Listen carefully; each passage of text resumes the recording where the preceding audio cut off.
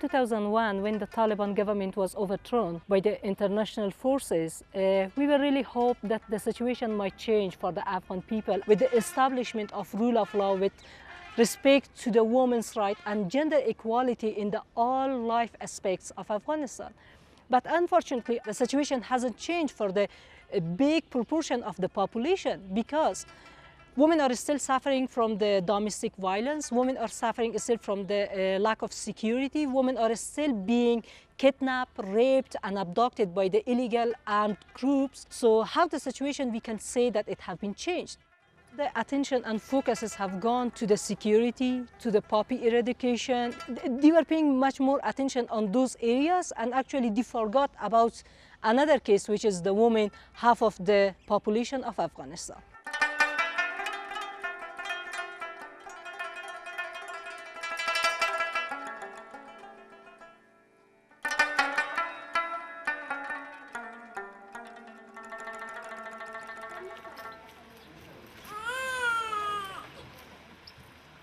At Faizabad Hospital in Afghanistan's northeastern province of Badakhshan, staff at the maternity unit swing into action for an all-too-familiar case. 25-year-old Hassan Ansah has arrived from her village 2 hours' drive away in excruciating pain. Years of experience with late pregnancy complications tell the medical staff attending Hassan that they're fighting as much for her survival as for her babies. This is the only medical centre in Badakhshan capable of providing comprehensive obstetric care for around 180,000 women of childbearing age. And Hassan's case is a typical example of a woman out of reach of medical help when complications first surface, who arrives at hospital when it's too late for doctors to do much for her baby. It's important to get it out of the womb as quickly as possible.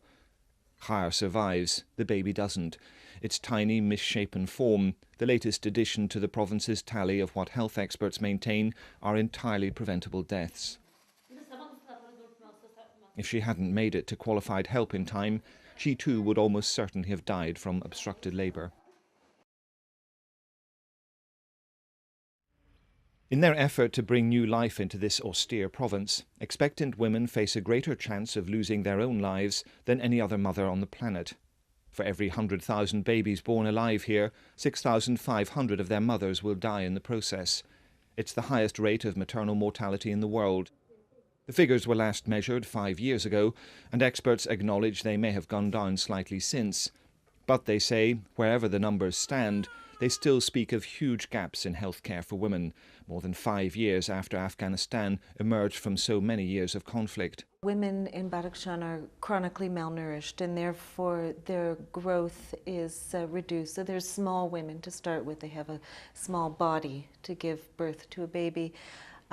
Secondly, women get married in Afghanistan and in remote, more conservative areas like Badakhshan especially, at very young ages. Badakhshan is singled out by a string of misfortunes.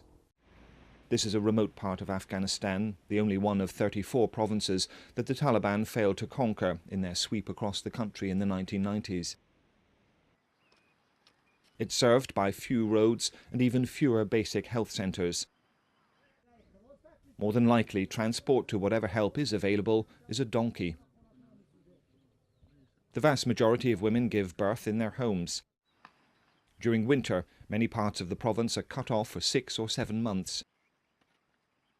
But the reasons for the excessive maternal mortality rate go deeper, into cultural values, which place the welfare of men and boys far above that of women and girls. Dr. Hajira Zia Baharistani is a leading gynecologist. She had high hopes that the country's parlous medical facilities would improve noticeably with the removal of the Taliban. It's not the lack of equipment or even supplies, although they are basic. It's the space. Women who've just delivered recover to a bed, their babies nestling beside them. Electricity supplies haven't been fully functioning in years, and so midwives and doctors are forced to perform difficult deliveries in semi-darkness. ما بسیار آرزو داشتم که وقتی که افغانستان آرامی شود، وقتی که در افغانستان دیگه جنگ نباشه، آرزو داشتم که برای صحت مادرها توجهی بسیار خاص شود و وفیات مادر را بسیار پایان بیاید، به خاطر که بلندترین وفیات مادر را در جهان افغانستان داره و از بدخشان بیخی یک تراژدی است، یک فاجعه است. و طبیعی است که یک کشور جنگ زده است، 23 سال جنگ تمام زیربنای افغانستان را تخریب کرده بود. ترمیم کردن بسیار زیاد یک وقت میخواه و بسیار یک حوصله‌مندی و داشتن یک نیروی کافی با تجربه کاری میخواه.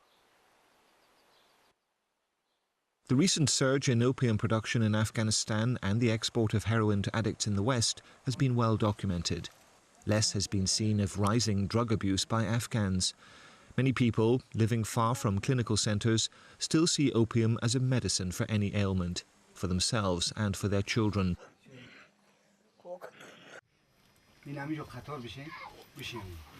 Mohammadin offers his 5 children a meagre meal of bread and tea. He looks after them by himself after his wife died hours after giving birth to their 6th child at their home in a mountain village. He says she was 55 years old and was hemorrhaging badly. Instead of taking her to a medical centre, he heeded the advice of neighbours and left it until the morning. Too late. She bled to death. He was forced to give the baby away to another villager, saying he wasn't able to look after it. نمه قدر تکلیف دارم برای خانمون که سعی میروان میرم یک سیاست از زاره میکنم رشوت میدم سعی میروان یا 20 یا 30 یا 10 سعی میروان رضاش میکنم میاد اما خمیرم میکنه سعی همونجا پختمون میکنم میخواد براش بدن میراست الان دروازه که میداری سعی های ده منظم میگن های ده گشنه شدم نان خیلی بود میدم نبود سعی میروان نم واقع است دیگه گریه سعی میروان خب چیزی به مادرش دیگه مشکل خلاص سعی میروان. During the day, Mohammadin sets his children to light tasks, shifting small stones to build a wall. He can't leave to work in a local flour mill because there's no one to look after the younger ones. His loss reveals the impact that the death of a mother has not just on a family, but on a small community governed by strong belief in family unity. میگم سعی میروان در اون وقت فوتش هم جگرخون بودی ولی دیگه در کس در قصه هم نیست. اما کس دیگه مقصد در قصه کسی نیست. ایت راویای ندارم سوی ما که سعی میروان همی قومی ما که سعی میروان بگه خیلی همی به سرپرست سو سعی میروان بیست که همی کمک برای همی سعی میروان. این مقصد تماثر کسی نمیکنه و سعی میروانو مقصد همو قدرت هم نمیکنن. Mohammadin's wife might well have benefited from advice here, at a family planning clinic in Badakhshan's main hospital. The women here are in a tiny minority. The United Nations Children's Fund says 97% of women questioned in a recent survey said they weren't using any form of contraceptive. The average fertility rate in Afghanistan is 7 children, but many women can expect to go through up to 10, perhaps 13 pregnancies during their childbearing years. Although contraception is widely frowned upon, many women are waking up to its obvious advantages, not least because it gives their bodies a chance to recover from childbirth, and fewer children means fewer mouths to feed. There's a faint air of secrecy about this clinic. The function and virtues of condoms are discussed along with the contraceptive pill, but women here prefer other means of birth control, a jab, undetectable by husbands, administered every 3 months.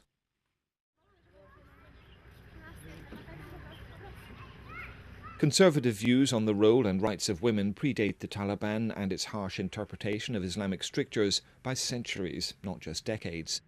Women's rights campaigners say early marriage and control of women as the property of men and families are still prevalent across the country.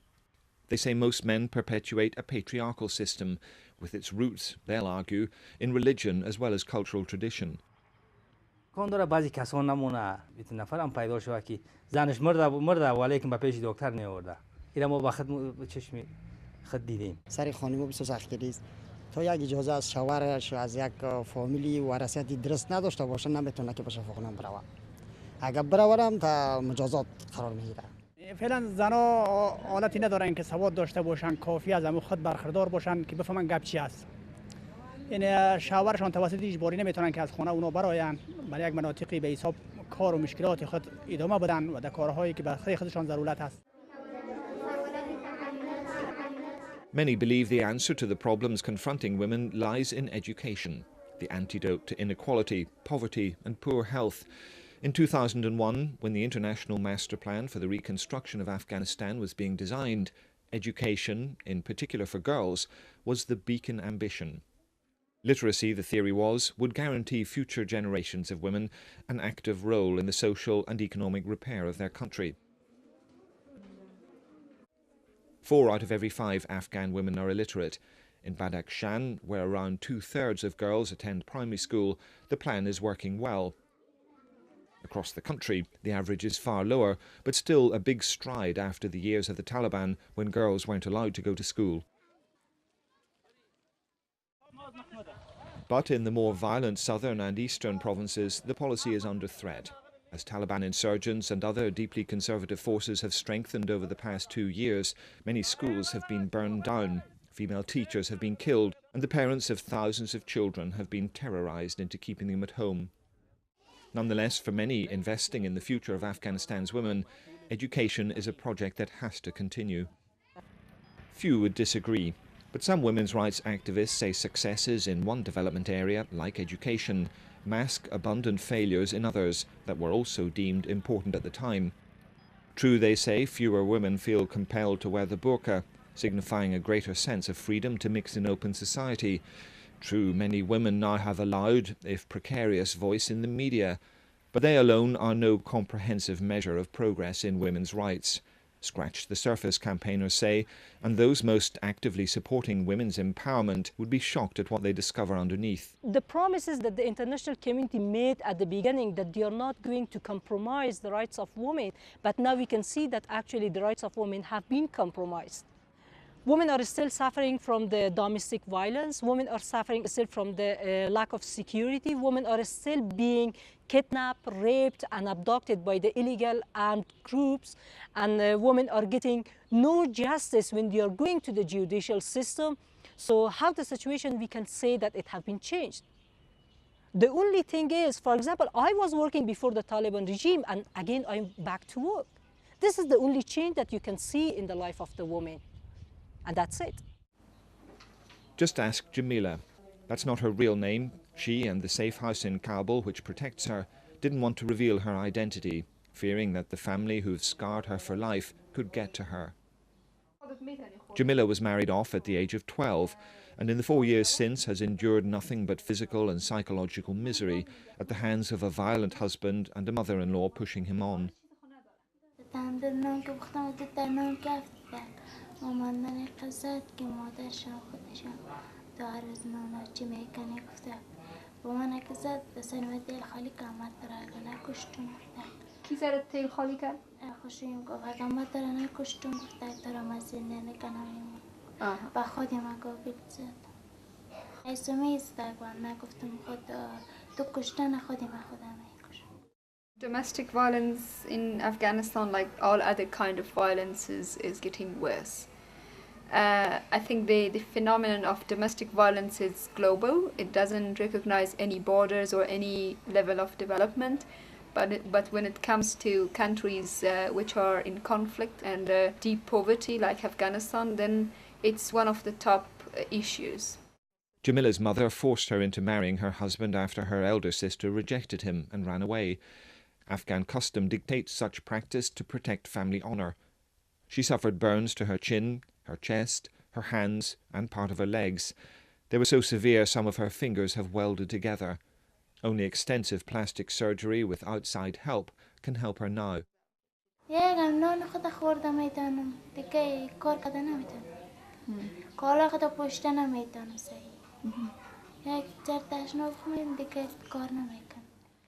We encourage some of them to reintegrate back to their families and their societies on certain conditions, that the violence should not be happening to them again.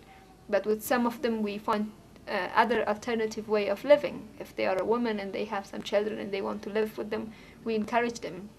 We teach them some skills to make them able to live on their own. But in this society it's impossible for young girls, single girls, to live on their own. So that has been a challenge for us. For women's rights campaigners, the issue is so taboo, so locked behind closed doors, that nothing gets done.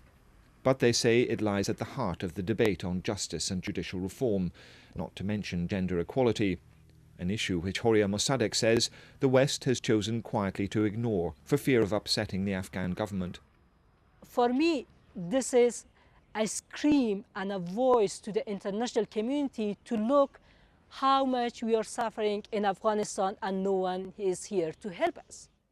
Most of the times, a woman, even if she dares to go to court, she loses. These are all the problems. And I think the governmental institutions and even the cabinet haven't been gender sensitized. This is one institution which government supporters would argue proves exactly the opposite. Parliament is held up as the big showcase of post-conflict success.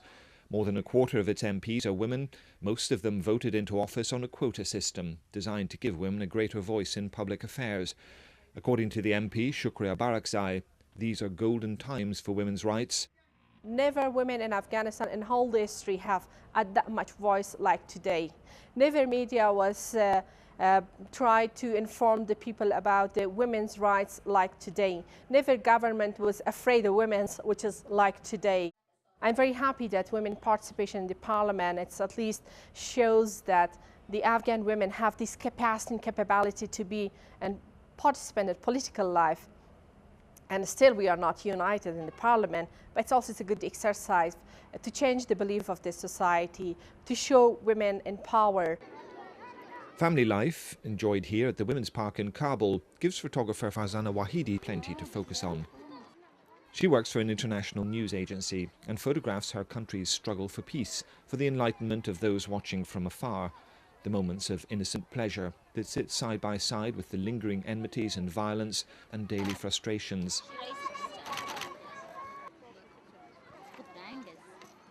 I'm not happy with all the change that happened in this 5 years. I was expecting more, but it doesn't mean that there is no change, but I want more.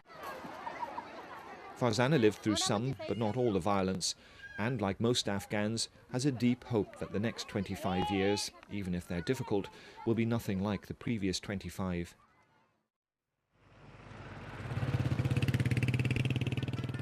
Afghanistan as it is, with the ruin and the bleak beauty all around, is Farzana's profession and her passion.